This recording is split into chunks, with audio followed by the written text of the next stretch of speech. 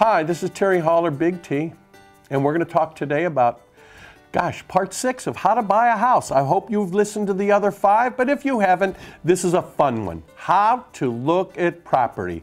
Well, first of all, in the other parts, we figured out what our house payment's going to be.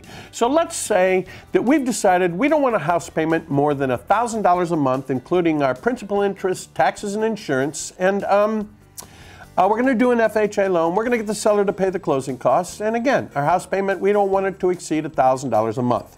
Well, without going into the mechanics, that means we can look at property all the way up to about $135,000 worth of house.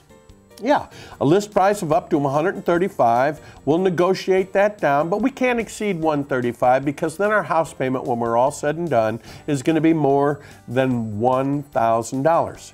So what do we look at? We look at properties between $90,000 and $135,000. Yeah, we look below what our house payment's going to be to see if we can find a great deal, and we look at property with no more expenses than what will entail a $1,000 a month house payment.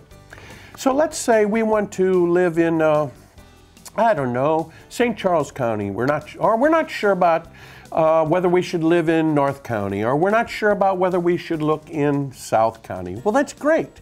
What your realtor should do is make all of the inventory available to you in all of those areas between $90,000 and $135,000 so that you can peruse through the material, pick out which ones sound most interesting to you, and then you and your realtor are ready to go out and look at some of these houses. Now, don't be picky.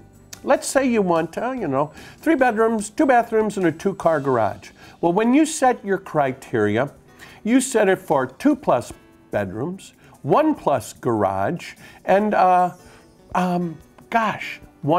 bathrooms. Why do you want to do that when I want 3 bedrooms, 2 bathrooms, and a 2-car garage? Because finished lower levels are not considered part of the inventory of the house. So you might have 2 bedrooms up and 2 bedrooms down. You might have 1.5 bathrooms up and you have another full bathroom down. You might have a house with a garage and a carport, all kinds of extra parking. What you don't want to do when you first start looking at property is close yourself in too much. You want a broad perspective. You want to look at all of the inventory, and then what you'll do is you'll narrow it down as you go. You see, by you looking at all of the inventory, you're actually house hunting. And what you're going to do is figure out what you can buy for your money. So when you're looking at $90,000 or $95,000 or $100,000 houses, you may find that none of them in any of those areas fit your bill of goods. You may find out, $120,000 does, and maybe up to $135,000 really looks good. Or you may find out you have a champagne taste and you want to keep a beer budget. And you may have to qualify for an $1,100 a month house payment in order to be able to get what you want.